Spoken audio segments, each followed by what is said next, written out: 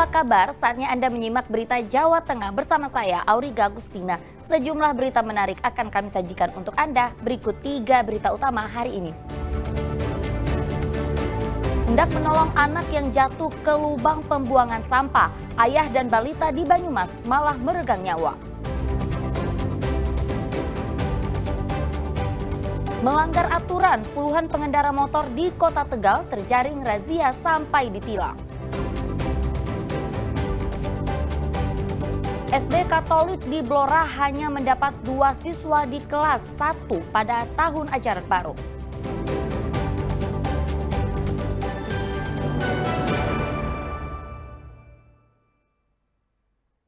Kita ke informasi pertama, ayah dan balita di Banyumas ditemukan tewas di dalam lubang pembuangan sampah. Proses evakuasi terkendala karena sempitnya diameter lubang sampah itu. Tim SAR gabungan tengah berupaya mengevakuasi bapak dan anak balita yang terjatuh dalam lubang pembuangan sampah di Desa Pejogol, Kabupaten Banyumas. Kedua korban ini jatuh ke lubang sedalam 5 meter di belakang rumahnya yang biasa digunakan untuk tempat pembuangan sampah. Namun prosesnya cukup sulit karena lubang sampah yang sempit dan terdapat gas beracun. Petugas akhirnya membongkar beton penutup lubang. Setelah 45 menit, kedua korban akhirnya terangkat dari lubang dengan diiringi tangis keluarga. Peristiwa ini terjadi karena anak terjatuh ke lubang pembuangan sampah saat bermain di belakang rumah. Sang ayah mencoba menolong anak dengan ikut masuk ke dalam lubang. Hanya saja sang ayah tiba-tiba lemas dan tak mampu keluar. Sekitar kurang lebih umur 3 tahun, kemudian masuk dalam sumur. Kemudian dilaporkan kepada bapaknya, kemudian bapaknya berusaha untuk menolong anaknya yang ada di dalam sumur. Kemudian menurut saksi, bapaknya juga tidak naik-naik, akhirnya dicek bapaknya dan anaknya setelah dievakuasi, dua-duanya meninggal dunia. Petugas menduga korban ini tewas karena menghirup gas beracun dari dalam lubang. Mardianto melaporkan dari Banyumas. Ya, berbagai tingkah pengendara motor mewarnai operasi Patu Candi di Kota Tegal. Ada yang menghindari petugas, ada juga yang pura-pura berhenti menepi ke warung. Dalam razia itu puluhan pengendara ditilang karena melanggar aturan.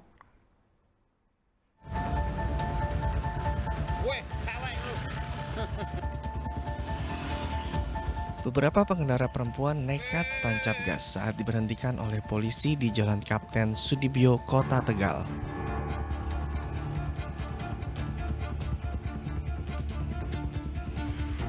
Tak sedikit yang putar balik menghindari barikade polisi. Bahkan ada yang pura-pura menepi ke warung agar tidak diperiksa. Ya, itulah beragam tingkah kurang simpatik pengendara motor saat Polres Kota Tegal menggelar razia pada Rabu siang. Polisi menyasar pengendara sepeda motor yang tidak menggunakan helm, pengemudi mobil yang tidak memakai sabuk pengaman, bermain ponsel saat berkendara, dan berbonceng lebih dari 2 orang. Helm, menggunakan tidak mengendarai roda 2 tanpa helm, menggunakan roda 4 tanpa menggunakan timing belt, berboncengan lebih dari 1, knalpot bolong juga termasuk kita jadi targetan. Pengendara yang diberhentikan diperiksa kelengkapan surat kendaraan sampai surat izin mengemudinya. Pada razia kali ini puluhan pengendara ditilang karena tidak memiliki surat tersebut. Kuncoro Wijayanto melaporkan dari Kota Tegal. Ya, meski sudah tengah tahun, DPRD Kota Semarang bersama pemerintah Kota Semarang baru menyepakati anggaran pendapatan dan belanja daerah terbaru 2025. Dalam RAPBD perubahan kali ini ada kenaikan anggaran sekitar 600 miliar rupiah lebih. DPRD dan pemerintah Kota Semarang menyepakati perubahan kebijakan umum anggaran atau KUA dan prioritas dan platform anggaran sementara PPAS untuk anggaran pendapatan dan belanja daerah 2025. Kesepakatan ini ditandatangani Wali Kota Semarang dan Ketua DPRD Kota Semarang dalam rapat paripurna di gedung DPRD Kota Semarang pada Selasa lalu. Dalam perubahan KUA PPAS tahun 2025 Kota Semarang, terdapat sejumlah pergeseran anggaran dan juga target pendapatan. Pada APBD 2025 sebelumnya, disepakati anggaran sebesar 5,6 triliun rupiah. Namun pada rancangan APBD terbaru menjadi 6,3 triliun rupiah atau naik sekitar 693 miliar rupiah. Adanya perubahan jumlah anggaran ini disebut Wali Kota Semarang karena ada sejumlah perubahan dan penyesuaian terhadap kebijakan pemerintah pusat, provinsi, dan kota. Di tengah-tengah tahun anggaran ini terjadi karena memang ada perintah dan kebijakan nasional dan ini terjadi di seluruh kabupaten kota.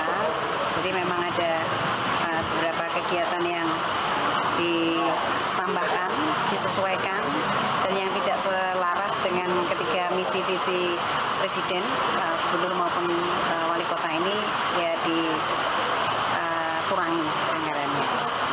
Dan cukup signifikan dan teman-teman Banggar ini kerja keras dalam waktu yang tidak lama, sangat efektif.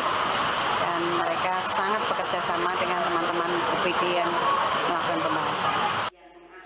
Usai menyepakati perubahan KUA PPAS, Ketua DPRD Kota Semarang menargetkan RAPBD 2025 Kota Semarang segera dibahas dan dapat disahkan sebelum 4 Agustus mendatang.